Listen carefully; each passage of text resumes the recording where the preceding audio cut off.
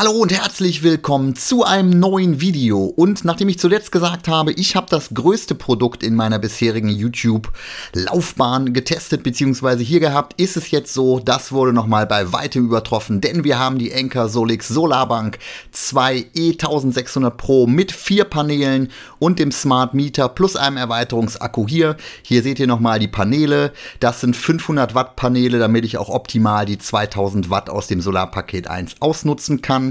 Wir haben ansonsten noch die eben erwähnte Solarbank 2 E1600 Pro. Wir haben einen Zusatzakku mit nochmal 1600 Wattstunden, sodass wir in Summe mit der Powerbank selber oder vielmehr der Solarbank selber auf 3,2 Kilowattstunden Speicherkapazität kommen. Das ist ja schon eine ganze Menge. Dazu noch den Smart Meter oder das Smart Meter, welches uns natürlich die komplette smarte Steuerung dieses Gesamtpaketes ermöglicht. All das in diesem Gesamtpaket gucken wir uns heute einmal im Detail an. Wenn ihr Fragen habt, schreibt mir gerne in die Kommentare. Ansonsten findet ihr übrigens auch alle Angebotsdetails in der Videobeschreibung. Viel Spaß mit dem Video.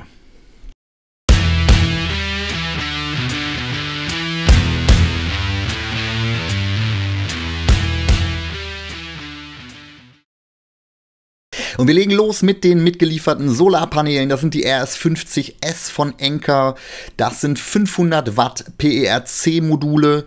Davon habe ich jetzt 4 Stück, sodass ich gesamthaft auf die 2000 Watt aus dem Solarpaket 1 komme. Ihr könnt natürlich auch bifasziale Module oder IBC-Module dazu bestellen mit 435 Watt, 445 Watt. Ihr könnt grundsätzlich ja auch verschiedene Kombinationsmöglichkeiten machen, mit denen ihr auf die 2000 Watt kommt. Vom Prinzip her kann die Solarbank 2 aber tatsächlich sogar 2400 Watt. Also ihr könntet theoretisch 4 600 Watt Module oder welche Kombination auch immer noch anschließen. Aber mit dem Solarpaket 1, welches ja jetzt endgültig, glaube ich, verabschiedet wurde in den letzten Tagen, ist es so, dass die Grenze halt bei 2000 Watt liegt. Ja, wer da jetzt drüber geht, der macht es im Zweifel vielleicht einfach. Aber gut, das weiß ich nicht und das will ich auch gar nicht wissen.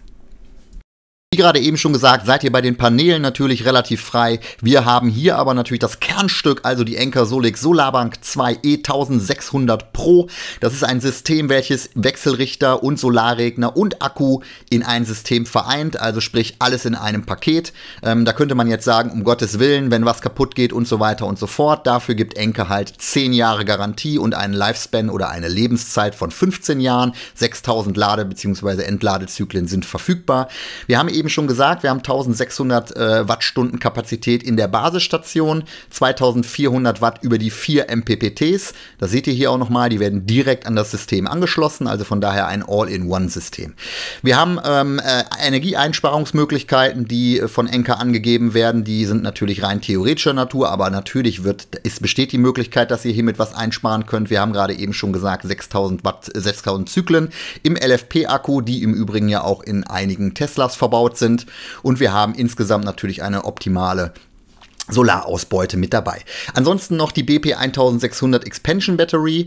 Da haben wir ja nochmal 1600 Wattstunden, sodass unser Speicher logischerweise auf 3,2 Kilowattstunden steigt. Die wird einfach unter das Basissystem drunter geklemmt. Das ist tatsächlich ein relativ einfaches System, wo ihr bis zu 5 Batterien, also 5 Akkus übereinander stapeln könnt und kommt dann auf 9,6 Kilowattstunden. Das ist natürlich schon eine ganze Menge.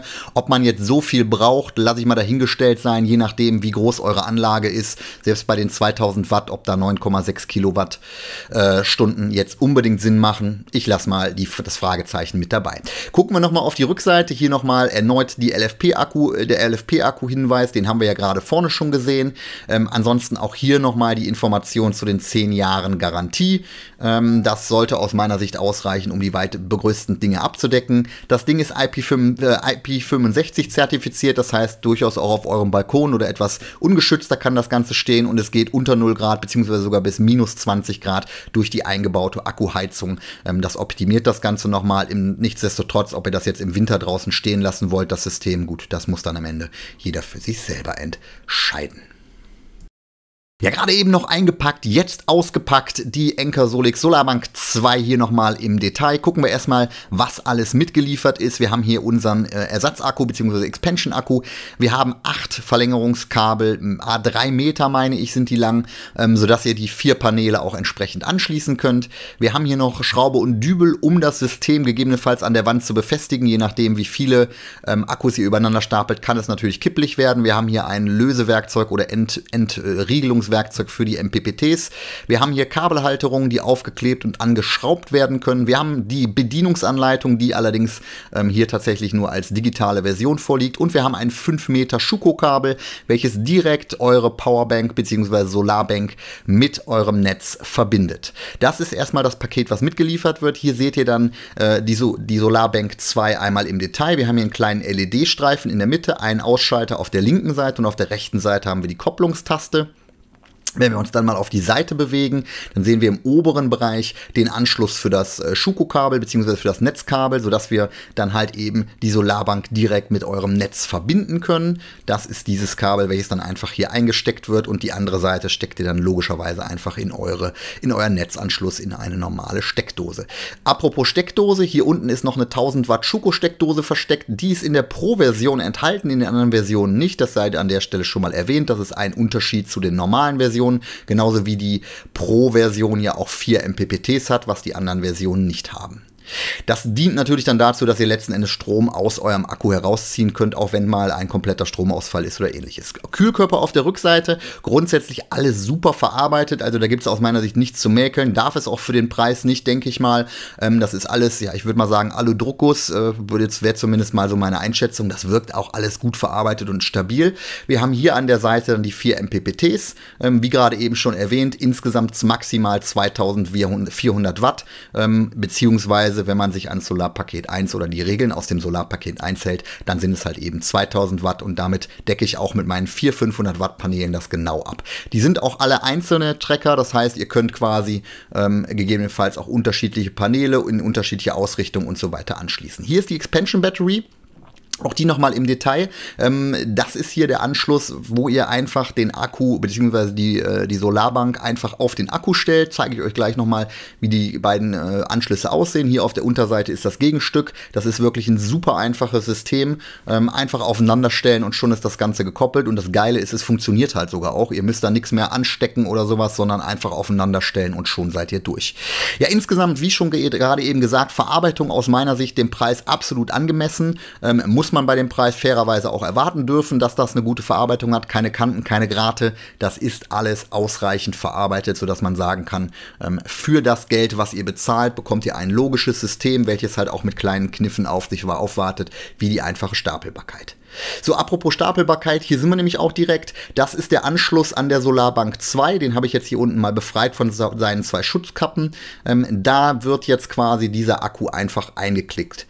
So, das eine setzt auf das andere auf. Wenn ihr das in die beiden Schienen rechts und links einsteckt, dann passt das ohne weiteres. Auch hier war noch eine kleine Abdeckkappe drauf und dann ist das System auch schon verbunden. Ihr braucht also keine Kabel mehr stecken oder ähnliches, sondern die beiden Teile stehen halt solide auf eurem Balkon und je mehr ihr stapelt, desto mehr Sinn macht es natürlich, diese schweren Dinger dann auch an der Wand zu befestigen, einfach aus Risikogesichtspunkten, damit niemandem was passiert. Und ihr könnt auch weiter stapeln, logischerweise. Hier unten ist das gleiche System dann auch nochmal an der Expansion Battery verbaut. Ja, was wünschst du dir an einem Drehtag, wenn du ein Solarpanel bzw. eine Solarbank testen willst? Dann wünschst du dir natürlich gutes Wetter und genauso ist es heute auch gekommen. Es hat geregnet und es war Sturm, deswegen war das Ganze auch alles etwas schwieriger. Aber gut, es ist nun mal so im Leben, da muss man mit umgehen und ihr seht hier, ich musste deswegen improvisieren, konnte nicht die Halterung an alle Paneele dran schrauben, weil einfach das Wetter so schlecht war, dass ich schneller sein musste als der Regen. Es hat auch fast geklappt, dass diese beiden Paneele halt eben nicht mehr mit den Halterungen versehen sind. Ich habe übrigens die Bodenhalterung hier bei mir bekommen, sodass das Ganze dann zum Beispiel in euren Garten oder auf eure Garage aufgebaut werden kann. Hier seht ihr jetzt das angeschlossene System, es ist auch schon hochgefahren. Ihr seht hier, der Akku wird befüllt durch die Module, alles blinkt und blitzt und glitzert. Hier ist dann entsprechend diese LED-Anzeige, die euch den Akkuzustand und sonstige Zustände anzeigt. Hier ist der Kopplungsmodus und hier, wie vorhin schon erwähnt, die Ein-Aus-Taste. Ihr seht, das ganze System ist jetzt hochgefahren und ich habe auch beide Teilbereiche miteinander verbunden, wie eben schon erwähnt, einfach aufeinander stecken. So, wir gucken auch nochmal an die Seite. Hier sind jetzt alle 4 Paneele verbunden mit den jeweiligen Steckern. Das geht super einfach aufklipsen. Ich empfehle euch immer, wenn ihr die Stecker sozusagen einsteckt, verknüpft immer die beiden, die zusammengehören, denn man soll logischerweise nicht unterschiedliche Module mit unterschiedlichen Polen in die MPPTs stecken. Das macht total Sinn, dass man sich da einfach so ein bisschen Kabelbinder drum macht und dann ist das auch überhaupt kein Problem. Ja, grundsätzlich, wie schon eben erwähnt, ein All-in-One-System. Das heißt, ich schließe hier einfach meine Module an. Die gehen in den Wechselrichter, der auch da drin ist, und das wiederum befüllt den Akku, beziehungsweise befüllt dann natürlich euer Heimnetz. Dazu auf der anderen Seite schon den Schuko-Stecker angebracht, der jetzt mit dem gegenüberliegenden Part dann einfach quasi in euer Netz eingesteckt wird, also in die Steckdose auf eurem Balkon, in eurer Garage oder wo auch immer ihr das Ganze aufbaut. Das ist bei mir jetzt hier auch der Fall und insofern kann das System jetzt hochfahren und wir gucken uns im nächsten Schritt mal die App an. Ja, die App ist natürlich eine Kernkompetenz, weil wir letzten Endes hier ja smarte Geräte miteinander verbinden wollen. Insofern seht ihr jetzt hier auch mal die Einrichtung. Es geht wirklich super einfach. Das Ding wird automatisch erkannt. Ihr seht hier oben, ich musste nicht mal was machen. Ich habe ihn einfach auf Geräte hinzufügen gegangen. Dann versucht sich das Gerät mit der App zu verbinden. Ihr wählt ein WLAN aus, welches logischerweise eurem entspricht. Hinweis, 2,4 GHz funktioniert nur, keine 5 GHz WLAN-Systeme.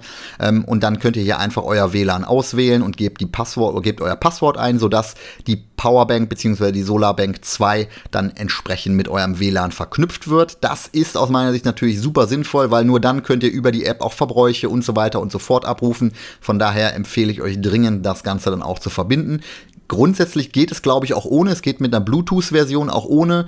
Ja, wenn man das gar nicht ins Internet bringen will, dann ist das natürlich auch eine Möglichkeit. Gut, WLAN ist also verbunden. Nächster Schritt ist dann quasi die Einrichtung. Home-Geräte, hier könnten wir jetzt theoretisch das Smart Meter hinzufügen. Ihr seht, das ist jetzt hier noch nicht installiert, deswegen geht das nicht. Wir haben hier das Firmware-Update für den Akku und auch für die Solarbank 2. Das führen wir jetzt einmal durch und da spule ich logischerweise gleich vor, weil das halt wirklich eine Zeit dauert. Hier könnt ihr auch immer noch angucken, was denn für Neuerungen drin sind. Hier sind jetzt nur Bugfixing drin, das ist also nichts Spektakuläres. Wir gehen einmal auf Update und das wird jetzt tatsächlich eine Zeit dauern. Je nachdem hängt natürlich davon ab, wie stark oder wie gut euer WLAN ist. Ihr seht, ich bin jetzt hier bei uns im Garten. Da ist die WLAN-Verbindung nicht ganz optimal, deswegen hat es bei mir auch ein Sekündchen länger gedauert. Das spule ich aber dann gleich vor, damit ihr da nicht gelangweilt seid. Vom Grundsatz her ist es natürlich so, dass mit der App alles gesteuert wird und alles eingesehen werden kann, was an Stromflüssen und was auch an Informationsflüssen stattfindet. Und das ist halt das, weswegen ich glaube, dass eine App immer gut programmiert sein muss, gerade auch für Firmware-Updates und so weiter und so fort. Wenn ihr ein All-in-One-System kauft, so wie das hier ja eines ist, dann würde ich tatsächlich auch erwarten, dass die App gut ist und da muss man an dieser Stelle sagen, die Enka-App ist, was das angeht, auf jeden Fall im oberen Bereich der Apps, die für Wechselrichter und Co. gemacht wurden. Ihr werdet gleich sehen, man kann halt alles einsehen und wir sehen hier jetzt natürlich noch nicht ganz so viel, weil das System gerade erst aufgebaut wurde, aber ich will euch trotzdem mal zeigen, was hier noch für Details möglich sind. Vom Grundsatz geht der Einrichtungsprozess her jetzt aber erstmal nochmal weiter. Das Gerät startet einmal neu und danach können wir jetzt gleich dann tatsächlich auch schon die ersten Netzbeladungspläne sozusagen anlegen. Sprich, wir versuchen uns quasi daran, dass wir dem System sagen, wie viel Strom es zu welcher Zeit ins Netz einspeisen soll. Das braucht ihr übrigens alles nicht machen, wenn ihr das Smart Meter integriert habt, dann funktioniert das alles automatisch. Das ist halt die Königsklasse aus meiner Sicht. In unserem Fall, wo wir das Smart Meter jetzt gerade noch nicht installiert haben, legen wir erstmal damit los, dass wir quasi ein Basisszenario anlegen. Und um euch nicht zu langweilen, werde ich es auch super einfach gestalten, damit man einfach sieht, wie es funktioniert. Vom Grundsatz her kann dann jeder für sich natürlich alles so einstellen, wie er es braucht. So, wir sind durch mit dem Firmware-Update. Jetzt können wir die Moduseinstellungen vornehmen. Das ist genau das, was ich gerade gesagt habe. Erstmal müsst ihr noch einen Namen vergeben. Das könnt ihr nennen, wie ihr es wollt. Hinz, Kunz, was auch immer ihr da für einen Namen vergeben wollt, könnt ihr natürlich selber entscheiden. Wenn ihr mehrere Systeme habt, macht es natürlich Sinn, das etwas unterschiedlich zu gestalten, damit ihr dann auch wisst, in welchem System ihr euch gerade bewegt. Wir sind hier jetzt quasi in unserem System Hermeskyler. Und dann sehen wir hier, wir haben den benutzerdefinierten Modus und können auch nichts anderes auswählen, hängt damit zusammen, weil eben der Smart Meter noch nicht installiert ist. Jetzt können wir in den Einstellungen definieren, was wann wie passieren soll. Zum Beispiel täglich von, ich nehme einfach mal irgendein Beispiel, sagen wir mal 6 Uhr bis wann auch immer, wann seid ihr fertig mit eurer Morgentoilette sozusagen oder mit euren morgendlichen Aktivitäten, ich weiß es nicht, 9 Uhr.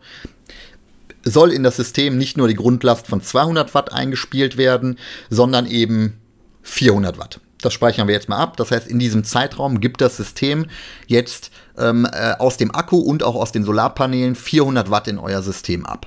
In euer Netz ab, Entschuldigung.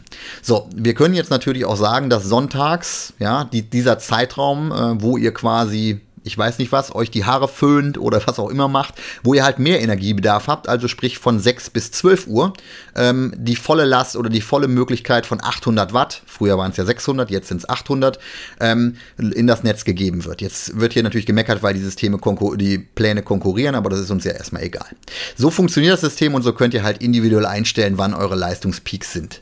So, das ist jetzt die Übersicht, die wir haben, in der uns jetzt angezeigt wird, dass wir gerade sehr, sehr wenig Solarstrom produzieren. Liegt aber daran, weil wir haben gerade eben schon gesehen, es ist einfach ultra dunkel und die Paneele sind natürlich jetzt hier auch mehr zum Fotografieren bzw. zum Filmen aufgestellt und nicht optimal eingestellt. Das müssen wir dann, im Zweifel muss man das im Nachgang dann noch machen. Ihr seht auch oben eine Fehlermeldung, das ist auch das wieder vielleicht als Hinweis für euch. Das System weist euch jetzt darauf hin, dass die Netzverbindung nicht sauber besteht. Deswegen habe ich jetzt nochmal nachgesteckt und gleich sollte das auch besser sein. Aber das ist auch ein Punkt, den ich nochmal erwähnen möchte. Es ist halt super hilfreich, dass die Hinweise so sind, dass man sie auch versteht. Ne? Die Netzverbindung ist unterbrochen. So ist für mich klar, ich muss die Netzverbindung prüfen, muss gucken, dass der Stecker wieder reinkommt. Deswegen würde ich halt einfach sagen, das ist aus meiner Sicht schon hilfreich, wie die App da agiert und es nützt auch dann am Ende, damit ihr es besser versteht. Jetzt seht ihr hier, ich habe es einfach nochmal nachgesteckt und wir prüfen es auch nochmal direkt über die Bosch-Steckdose. 200 Watt sollen rausgehen, 200 Watt kommen auch an. Ansonsten könnt ihr hier unten natürlich eure bisherigen generierten Erträge sozusagen an Kilowattstunden, abgegebenen Kilowattstunden einsehen. Jetzt ist hier noch nichts drin, weil das System gerade erst eingeschaltet wurde. Ihr könnt auch noch die verschiedene Dinge einstellen, wie eben schon erwähnt, das Stromverbrauchsszenario, das war das, was wir gerade eben schon gesehen haben, wo wir definieren können, wie viel soll denn abgegeben werden, wie viel soll nicht abgegeben werden. All das lässt sich hier konfigurieren und das lässt sich natürlich noch viel mehr oder viel besser konfigurieren, wenn wir oben den Eigenverbrauch nutzen können. Dafür, wie ich schon eben erwähnt, brauchen wir aber den Smart Meter. Ihr könnt auch noch den Strompreis definieren. Ihr könnt ein weiteres Firmware-Update machen. Ich glaube, der Akku hat nichts bekommen. Und hier seht ihr, dass die Voraussetzung für den Eigenverbrauch eben das Smart Meter ist. Das kommen wir aber dann jetzt direkt im Anschluss zu. Und ihr könnt auch noch eure Geräte verwalten und so weiter und so fort. Also in den Einstellungen könnt ihr noch einiges vornehmen. Und kommt ansonsten halt auf ein Bild, welches ich eigentlich ganz gut animiert finde und wo man auch versteht, was passiert gerade mit meinem System und was ist in der Vergangenheit mit meinem System passiert. So, jetzt haben wir die Paneele und die Solarbank gesehen und den Erweiterungsakku. Jetzt kommen wir noch zum Smart Meter. Und Smart Meter ist tatsächlich in dem Fall wirklich das, was das Relevante ist. Das Wort Smart ist das, was uns hier hilft. Denn das System wird bei euch installiert und zwar nicht durch euch selber, sondern durch einen Elektriker oder einen Fachmenschen, der quasi Ahnung davon hat. Solltet ihr auf gar keinen Fall selber installieren, außer ihr seid wirklich selber Elektrikermeister oder sowas. Und dann macht es vielleicht eher Sinn, aber ansonsten eher nicht. Wir können das ganze Ding ins WLAN einbinden und wir können dann halt eben in Echtzeit und smart quasi euren Energieverbrauch verwalten oder auch beziehungsweise erstmal überwachen und dann auch verwalten. Sprich, das System schaltet dann automatisch in kürzester Zeit um zwischen, wie viel verbraucht gerade wie viel ist eure Last gerade und wie viel spielt das System dann in euer Netz ein. Da kommen wir gleich nochmal zu den Details, wie das Ganze dann funktioniert. Grundsätzlich erstmal hier auch die Bedienungsanleitung, hier vielleicht noch wichtiger als bei den Paneelen logischerweise und auch bei der Solarbank. Hier unbedingt, selbst wenn ihr Ahnung habt, ladet euch die Anleitung runter, guckt mal rein, wie das Ganze funktioniert, denn es ist nicht ganz ohne das anzuschließen, sodass ihr das dann vernünftig in euer System integrieren könnt. Hier ist der Smart Meter, also die Intelligenz, die dahinter steckt. Oben seht ihr die Stummelantenne fürs WLAN, ansonsten alle Anschlüsse für die Phasen. Das Ganze wird einfach in die Hutschiene eingeklemmt, zeige ich euch gleich nochmal auf der Rückseite, sodass ihr das in euren Verteilerkasten einfach mit integrieren könnt. Hier unten dann entsprechend die Phasenanschlüsse und hier auf der Rückseite seht ihr dann auch den Schienenanschluss, sodass ihr das Ganze einfach einklicken könnt und dann verbinden könnt. Was vielleicht noch erwähnt sein soll, und das sehen wir auch gleich, was noch mitgeliefert ist, das WLAN ist natürlich eine Schwachstelle, das heißt im Stromverteilerkasten ist WLAN immer schwierig, kommen wir aber erstmal hier unten noch zu, da schließen wir jetzt gleich die einzelnen Wandlatzangen an, die ihr hier unten schon seht, über so ein, ich nenne es mal Netzwerkkabel oder ja, Cut-Kabel, ich weiß nicht, wie es genau heißt, werden diese Wandlerzangen oder Stromabnehmer oder wie auch immer das heißt, angeschlossen. Übrigens, der Pfeil, der muss immer in Richtung Netz zeigen, also von zu Hause ins Netz ist die Logik, die dahinter steckt. Und hier ist noch eine Verlängerung bzw. Erweiterung für das WLAN. Wenn das WLAN zu schwach sein sollte in eurem Verteilerkasten, könnt ihr das Ganze auch noch nach außen führen. Ansonsten hilft natürlich auch ein Repeater im Verteilerkasten, falls das eine Option ist, damit das Ganze dann halt eben auch WLAN hat. Denn ohne WLAN funktioniert logischerweise diese smarte Funktionalität nicht. Und was meine ich mit smarter Funktionalität, das gucken wir uns jetzt mal an. Da ich euch das ja leider nicht live zeigen kann, gucken wir jetzt mal auf die Animation, die Enka im Internet veröffentlicht hat. Also, was passiert hier ganz konkret? Der Smart Meter überwacht die ganze Zeit in eurem Verteilerkasten, wie viel Verbräuche gerade in eurem Netz stattfinden. Diese Verbräuche werden halt überwacht und werden dann in einer Reaktionszeit von kleiner 3 Sekunden automatisch angepasst und die Anpassungsmöglichkeiten liegen halt kleiner 10 Watt, sodass ihr sehr, sehr schnelle Reaktionszeiten und vor allen Dingen sehr kleine Reaktionszeiten hast.